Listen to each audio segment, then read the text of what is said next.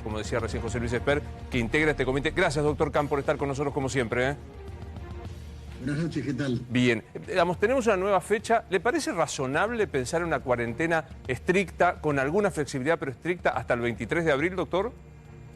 Mire, la verdad que la fecha del 23 de abril es la primera vez que la escucho, así que no sé de dónde salió. En ningún momento escuché que se hablara de una fecha precisa. En principio está fijada hasta el día 13, la primera etapa de la cuarentena. De la cuarentena no se sale. Yo quiero que eso quede absolutamente claro. No estamos hablando de salir de la cuarentena el día que sea, sí, y que al día siguiente tenemos espectáculos públicos, estadios de fútbol llenos, recitales, claro, shoppings, etcétera. Eso no va a ocurrir ni el 13, ni el 23, ni cualquier otro día. ¿En qué momento se va a producir? No lo sé, no tenemos ninguna información oficial.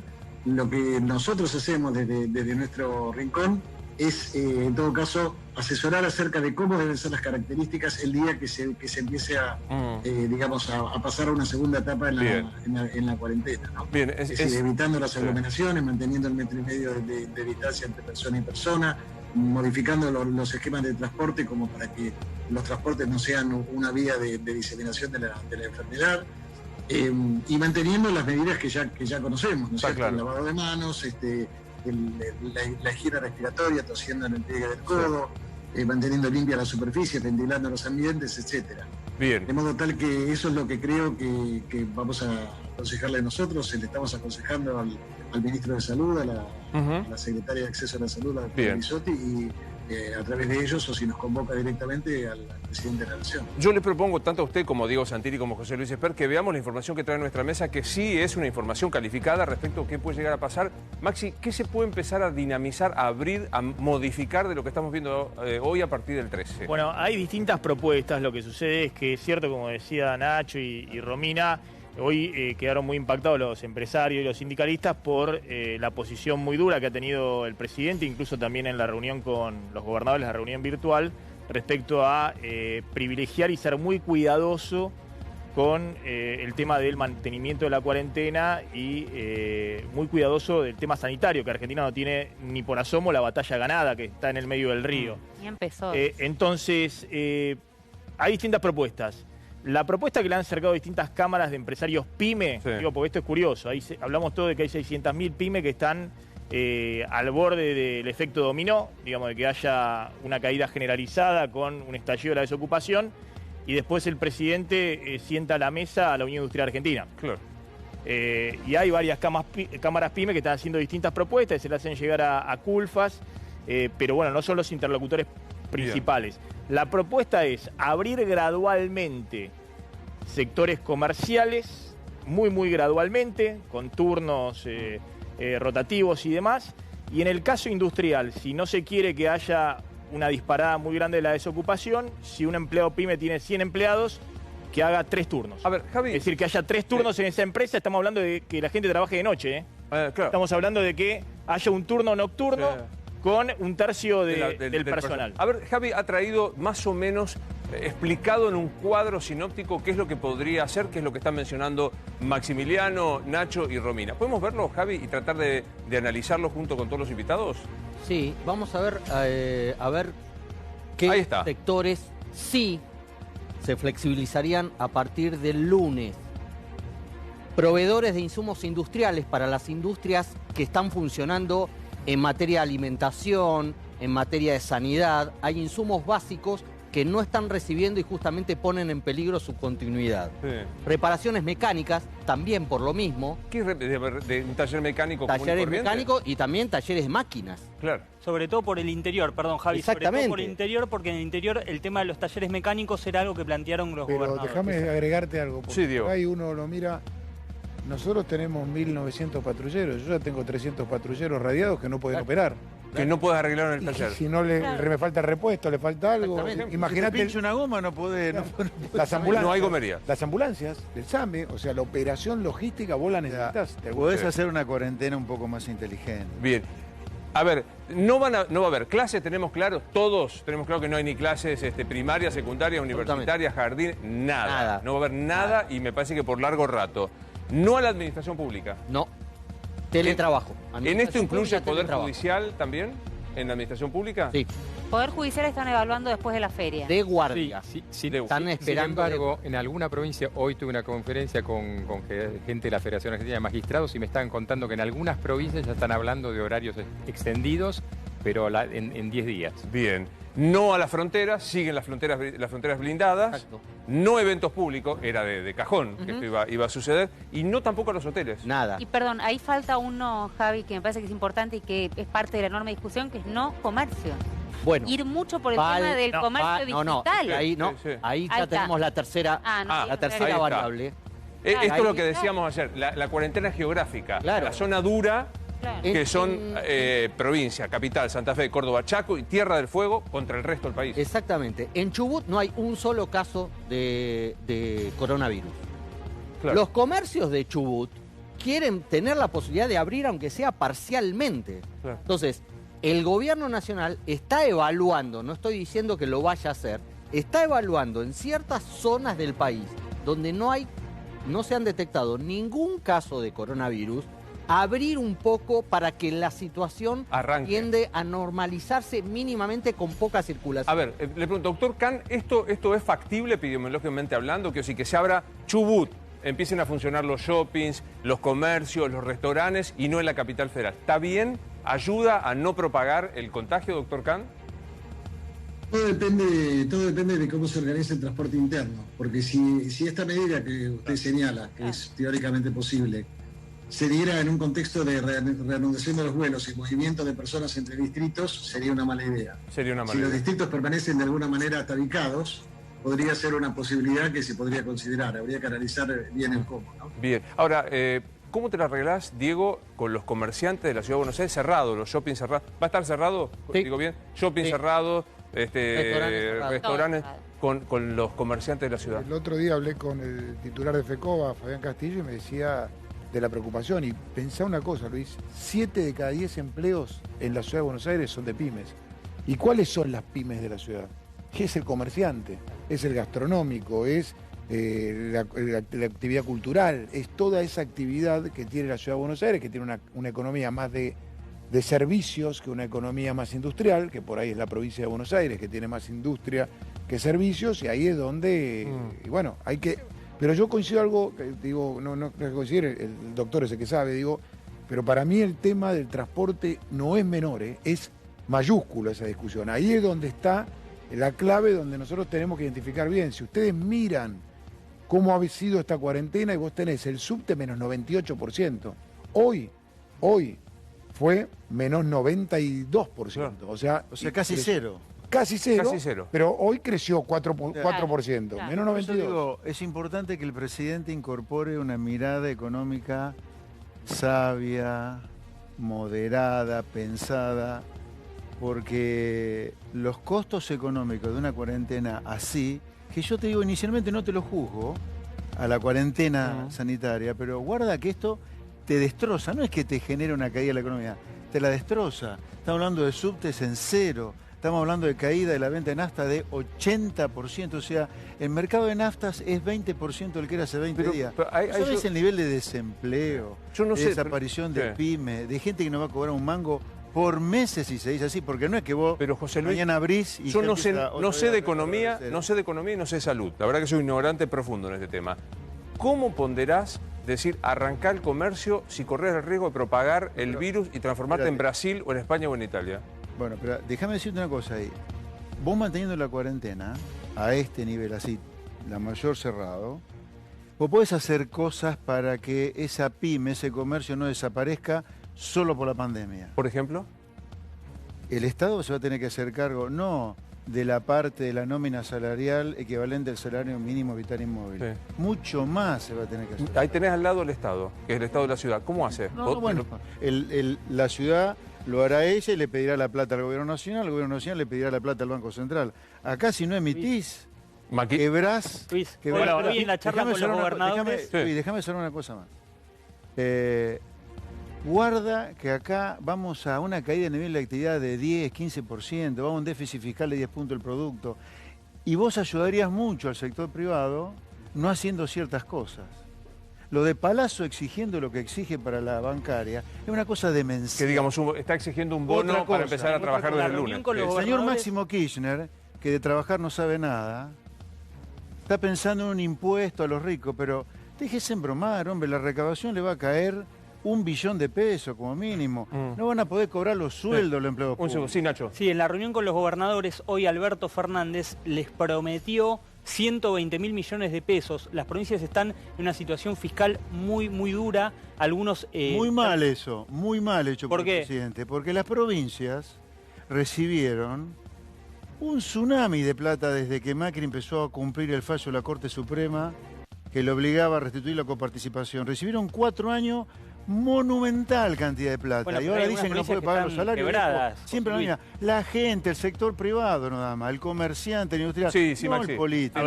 A ver, vamos a coincidir en esta coyuntura con José Luis.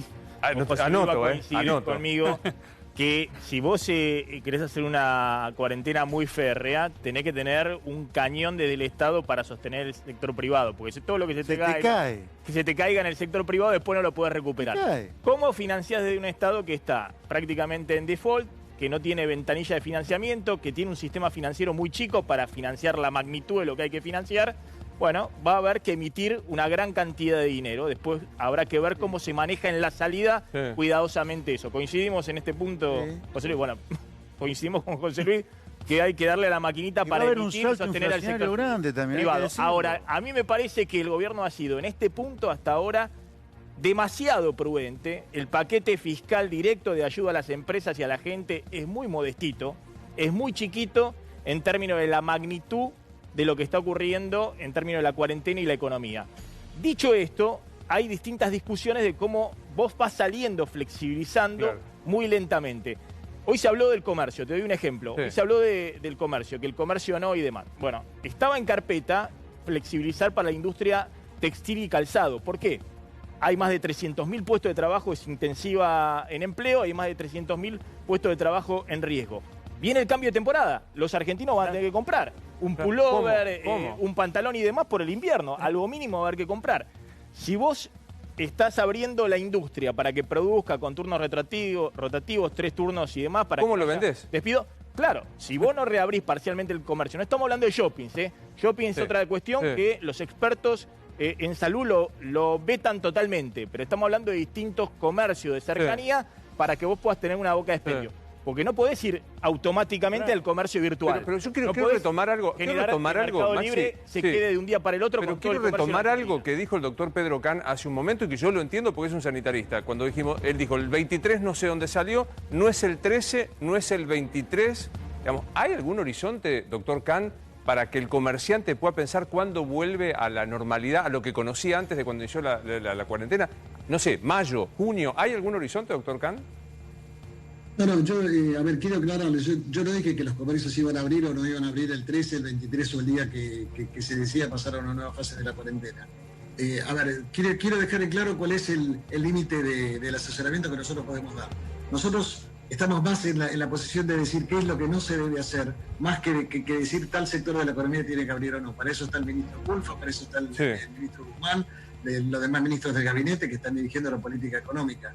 No es tarea de los médicos. Nosotros lo que sí tenemos para decir es, evitemos las aglomeraciones. Si va a abrir, supongamos por un momento que se decide abrir los comercios, está perfecto.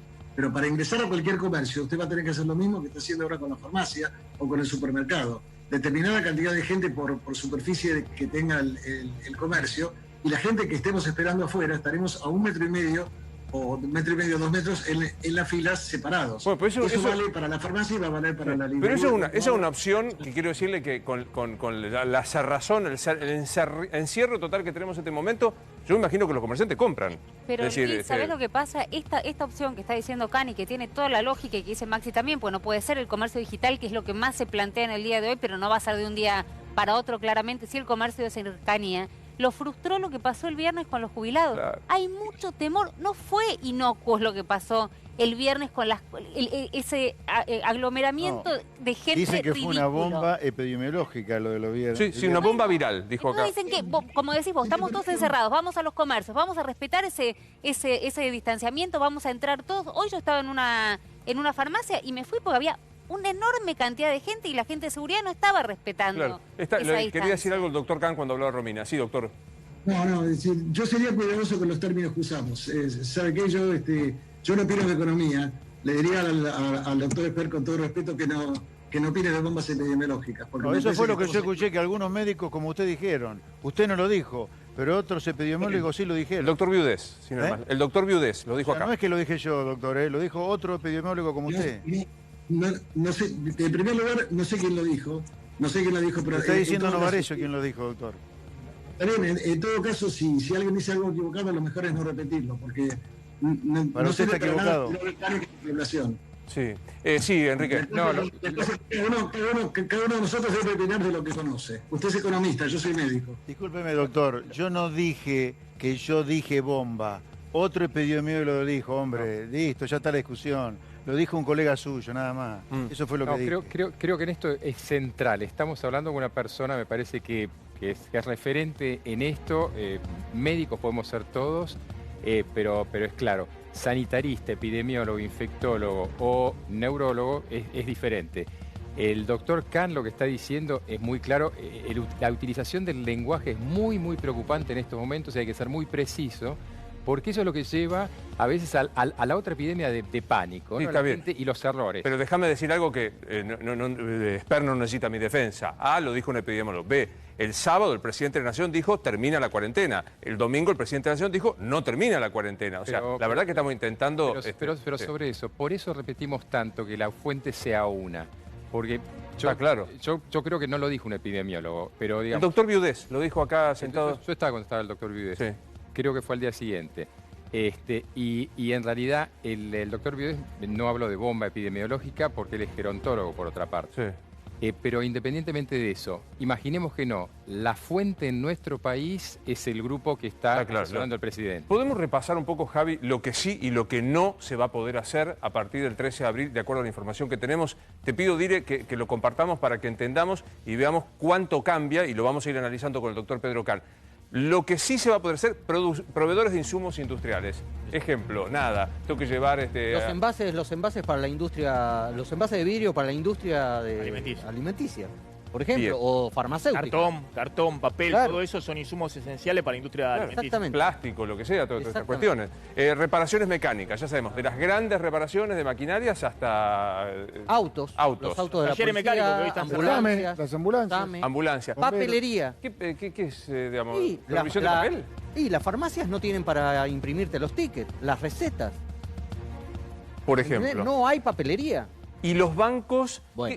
con la limitación que planteaba Maxi en el día de Sí, ayer, y ¿no? por ahora un cronograma solo para la semana que viene. Por ahora no es indefinido, sino la semana que viene van a poder ir con turno cada día, según el número de documento, personas que arreglen con su sucursal bancaria un turno para ir y ser atendido en el banco. No por ventanilla, no va a haber ventanilla, atención de ventanilla, pero se van a poder hacer otras operaciones en el banco. Esto, doctor Khan, que estamos contando, ¿entorpecería la cuarentena protectora de la no transmisión del virus?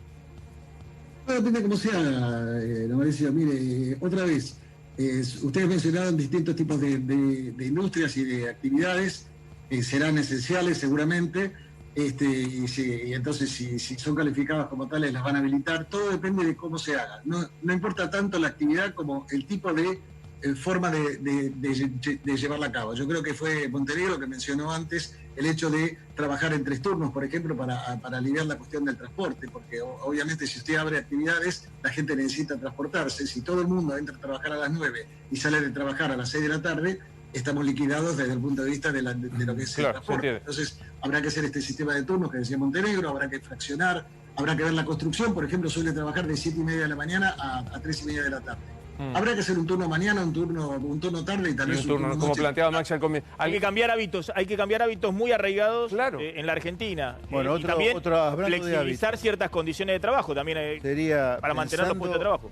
Pensando en la caída económica que ya está ocurriendo, Diego Santín le hablaba de 0. Transporte subte. El subte. Yo te hablé de 20% es el mercado de las naftas, 70% en la caída de facturación de algunas empresas distribuidoras de electricidad. Esto es una bomba económica, es una implosión económica. Yo creo que ayudaría y mucho que las empresas con sus trabajadores pudieran cerrar el contrato de trabajo que se puede mientras dure la emergencia. O sea, la ley de contrato tal cual las tenés hoy, más allá de que han producido 5 millones de trabajadores trabajando en negro. Olvidémonos por ahora de eso. Yo creo que deberías dejarlas de lado y que empresas y trabajadores cierren, se pongan de acuerdo. Se pueda, pero si no el desempleo te va a explotar. Diego, por lo que estás viendo y las reuniones que hay, ¿se va a poder ir de la capital a la provincia? ¿Vas a poder salir de tu jurisdicción? Sí, de hecho hoy lo podés hacer para los casos que están establecidos dentro del decreto. Y yo quiero decir esto porque dimensionemos la operación que tiene el área metropolitana, Luis. 7,5 millones de personas por día, en un día normal. En un día normal, si no hubiera coronavirus, si la gente estuviera trabajando normal. Eso habla del movimiento en la región metropolitana. No, la General Paz no es una frontera para la gente, no es una frontera en términos sanitarios para ir a los hospitales de la Ciudad de Buenos Aires. No es una frontera para ir a trabajar y no es una frontera al marco de la logística. Yo te puse una pregunta que puede ser banal, pero que me parece que está circulando entre... Hoy, te juro que no revelo nada privado, Ay, por favor. Pero digo, hoy decíamos... Los amigos te empiezan a decir, ¿me voy a poder juntar en tu casa a partir del lunes? Por ejemplo, ¿me voy a poder juntar en casa? No, la respuesta es no. No. Ahora, vos tenés que ir a trabajar al hospital, vos tenés un turno oncológico, tenés que ir al turno oncológico, vos tenés que ir a trabajar... Atender a un anciano, a una tu hijo fábrica, separado. a un taller mecánico para reparar una ambulancia, vos tenés que ir. O sea, eso me parece que es lo que se está hablando y yo sí digo, es muy importante esto, no digo así, esto es muy importante. Hay que contemplar el transporte. ¿Cómo va a trabajar el transporte? ¿Y qué crees? Porque ayer escuchamos, algunos chicos me lo sugería, la versión de duplicar la frecuencia, mismo régimen, solo cantidad de personas que puedan ir sentadas Luis, en una frecuencia. Te voy a dar un ejemplo, para que lo tomamos. Nosotros recibimos el subte hace 7 años, 6 años. Sí. Frecuencia era cada 9 minutos. Hoy es cada 3 minutos pasa un subte. Cada 3 minutos. Línea D, cada 3 minutos. Horario pico. ¿Cómo viaja la gente? Toda juntita. Entonces no hay forma. No hay forma. Entonces, vos tenés 1.400.000 usuarios día en esta ciudad. En 3 turnos, si vos distribuís en 3 bueno, turnos. tenés que hacer eso. Comercio, la actividad industrial, la parte administrativa. Ahí te dejo preguntas, Romeo, pero yo voy a hacer preguntas muy pavas. No puedo, me tengo que mudar. Me voy a poder decir, no me puedo mudar. No me puedo mudar. No convivo con mi pareja, pero tengo una pareja que está en otro lado haciendo la cuarentena. ¿Sos del interior para volver a tu ciudad? No me pasa. ¿Y no la podés ir a ver? ¿Estás aislado de tu desde que empezó el decreto. Y no, digamos, no vas a poder. Pero yo estoy aislado. Abuelos con niños no se puede. Porque estoy todo el día con los médicos, con las enfermeras, con los enfermeros, con los policías, no puedo. Entonces yo, viste, soy... Sé por qué pregunto banalmente esto, porque hay una impresión de que que el lunes se termina, que puedo ir al supermercado. No. Pero también, ¿sabes por qué? Perdóname. Algo que me parece que es muy importante y que no se está discutiendo y que recién lo planteaba José Luis y le quiero preguntar también a Cani y a Diego. La economía informal, ya hay parte que terminó con la cuarentena porque no puede más. Hoy lo decía la ministra Frederick, lo decía Sabina Frederick hoy en la radio temprano a la mañana. Es muy difícil que lo puedan controlar, porque entiendo que estamos hablando de las pymes, de los comercios, de la industria, pero esta economía que necesita la changa, que necesita salir a laburar, ¿qué lo controla? Buen punto. Porque si la economía informal, por la razón que sea, no cumple la cuarentena, los que estamos cumpliendo la cuarentena, no vale de nada. Porque se mueren de hambre. No, también, pero si no corta el pasto, porque si ahora no corta yo te llevo al el plano sanitario. Si unos la cumplen y millones no la cumplen, no hay cuarentena en los hechos. No hay cuidado. ¿Coincide con esto, doctor Kahn, que hay una situación... Lo que pasó con los jubilados incluso. Hay una situación social para atender, que es el cuentapropista, el que corta el césped, el que hace la changa, el albañil que labura a destajo, literalmente.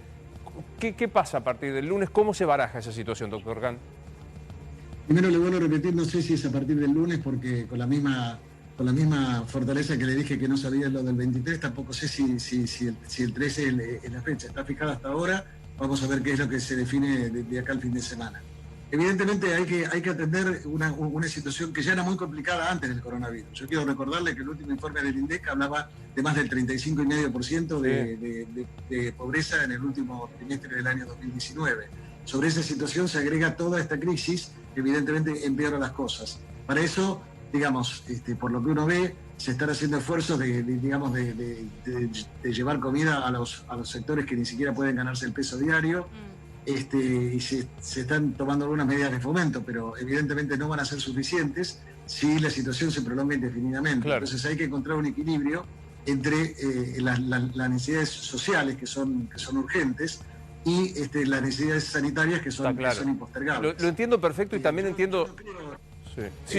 Yo escuché al presidente personalmente en las reuniones que tuvimos, él nunca dijo que la economía no le importaba. Lo que dijo es que si tenía que elegir entre las dos cosas, privilegiaba. Elegía la salud. Privilegiaba el tema de la salud, porque dijo textualmente lo que yo le voy a decir ahora. De un PBI caído se vuelve, de la muerte no se vuelve. Está clarísimo y yo entiendo y lo decimos con admiración hacia usted y los expertos.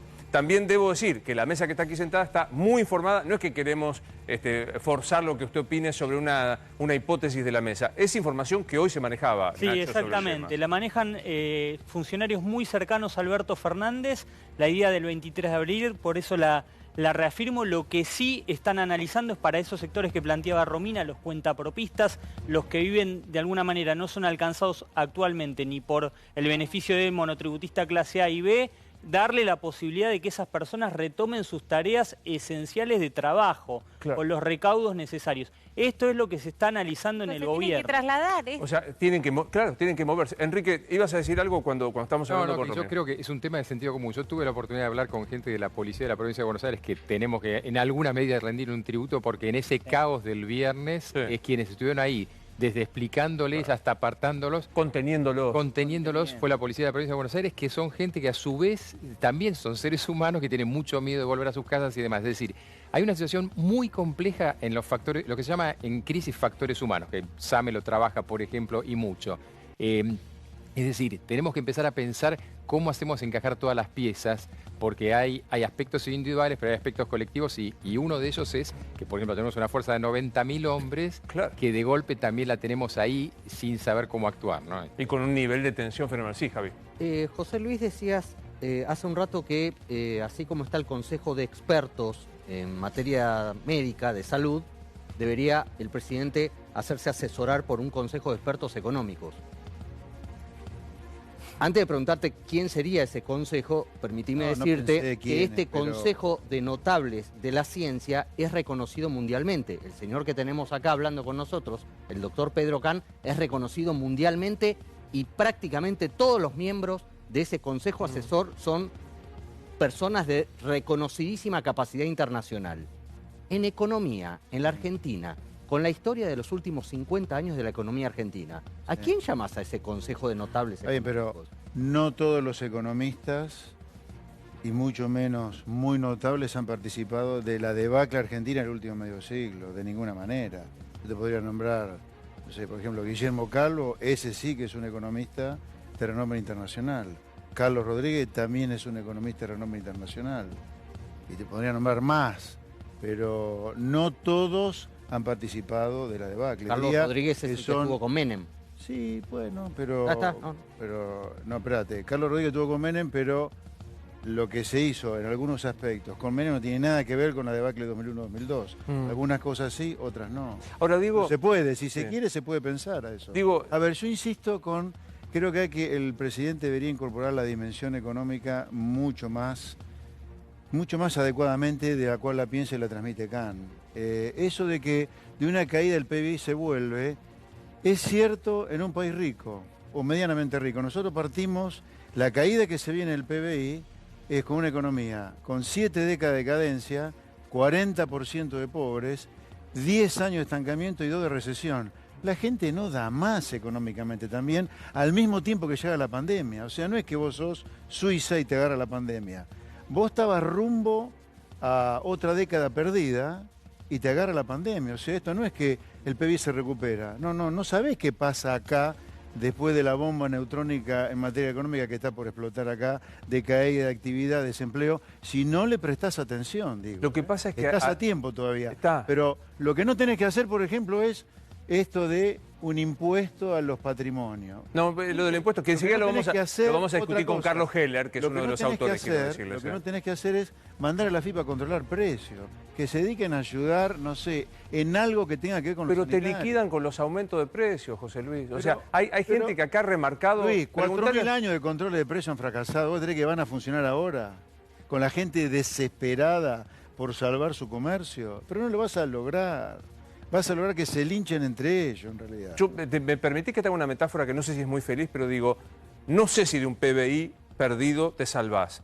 Tengo claro que si te agarra coronavirus y tenés neumonía, es altamente probable que no te salves. O sea, me parece que las dos opciones de una puede pasar y la otra puede pasar. Pero espérate, ¿a vos te parece que hoy, pronosticando hacia adelante, la antítesis de lo que estamos haciendo nosotros, pero pronosticando hacia adelante, no hoy que están en el pico, Brasil, Inglaterra, Estados Unidos, ¿están definitivamente equivocados? No sé, ¿eh? Pero mirá la cantidad de muertes. Sí, pero esperá, la economía no le está pasando lo que nos está pasando a nosotros. Pero mirá los muertos. Bueno, esto lo yo te planteo, vos me decís, planteo de una te recuperás y de otra no. Yo lo que te planteo es, hay otros ejemplos distintos al nuestro que se están dando en el mundo en países que no están chiflados. El argumento ese, Luis, fue el que le plantearon a los empresarios. Le dijeron, hoy Carla Bisotti y Ginés González García, nosotros abrimos la cuarentena el lunes. Perfecto. ¿Quién nos garantiza que en una semana no tenemos que volver a cerrar? Nada. Porque tenemos un rebrote de infectados y la economía se destroza peor. Pero digo, he leído un epidemiólogo de Harvard y otro del MIT que te dicen que hay que acostumbrarse que estas pandemias vas a abrir y cerrar varias veces hasta que el virus desaparezca, ¿eh? O sea, sí, si la abrimos a lo mejor al tiempo tenemos que cerrarla, sí. Y yo te diría, guarda que a lo mejor ahora, con esta cuarentena de esta manera, a lo mejor te quedás sin cartuchos para cuando venga el frío, ¿no? ¿Coincidís, Diego, con este análisis que está planteando, que honestamente plantea José Luis Esper, quiero decir, pero que yo planteo de esta manera, así, hasta siento esto, así, abramos la cuarentena y vemos, es altamente probable que la gente que menos tiene, que peor la pasa, que peor viaja, sean Luis, los más afectados y no nosotros? Pero yo ni siquiera te estoy diciendo terminar la cuarentena, lo que digo es, cuando vos razonás que de una vida no te recuperás y que de un PBI, de una caída de PBI sí te recuperás, eso en la teoría es cierto. Ahora, en la realidad, te quiero ver con la gente que no puede comer, con los comercios que cierran, con la gente golpeándote las puertas porque no tiene plata. Te quiero ver si eso pasa. ¿Diego? Yo creo que se ha tomado la medida que se tenía que tomar, que era la cuarentena, por decirlo de alguna manera, el aislamiento. Y lo que tenemos que tener es un equilibrio. Y el equilibrio habla de no hay economía sin salud y no hay salud sin economía. Y el equilibrio implica seguir los consejos de los especialistas y los médicos y los epidemiólogos y tener criterio a la hora de ir resolviendo cada una de las actividades económicas, que me parece lo que se empieza a plantear. Ahora, hay que sentar a la mesa a todos aquellos que puedan ayudarnos a que esto suceda y que se haga de la manera correcta y bien hecha. Eso Ahora, significa... es casi alquimista lo que se está planteando, ¿no? O sea, abrí un cachito el transporte, pero yo no es abrir un cachito, es llevarlo por el equilibrio que lo tenés que llevar. Pero lo digo en serio. Que es así, va a ser así. Pero lo que plantean se puede hacer en la medida en que gente como Can y como los que están asesorando digan que se puede hacer. Esa es la decisión que les guste o no tomó Alberto Fernández, punto. Les va a consultar a ellos, les va a preguntar, efectivamente se puede, los bancos así están bien, se puede hacer esto, cuáles son los riesgos. Parece a algunos, parecería que les molesta que el mayor poder de decisión hoy y la última palabra la tiene el grupo de Can, es así. No, la última palabra la tiene el presidente. Está bien, pero perdóname, la última palabra está bien, la tiene el presidente. Lo veo, pero Romina, lo veo asintiendo el doctor Pedro Can. Pero está bien, pero no es que viene la UIA y viene Can y el presidente decide entre los dos. Yo no siento esa discusión. Viene la UIA, pregunta y el presidente le pregunta al grupo de Can. Yo no siento esa discusión, yo siento que el presidente es el que toma la decisión final, aconsejado por los especialistas. Pero eso funciona así. Y que después nosotros tenemos que tratar de ayudar a que la actividad económica tenga criterio racional. Claro. ¿A qué criterio racional? A mí me parece que está bueno que pueda abrir el sector financiero. ¿Por qué? Porque hay personas que tienen que ir a pagar los impuestos. Y porque si pagan los impuestos le está pagando a un docente, le está pagando a un médico, le está pagando a una médica, le está pagando a un policía.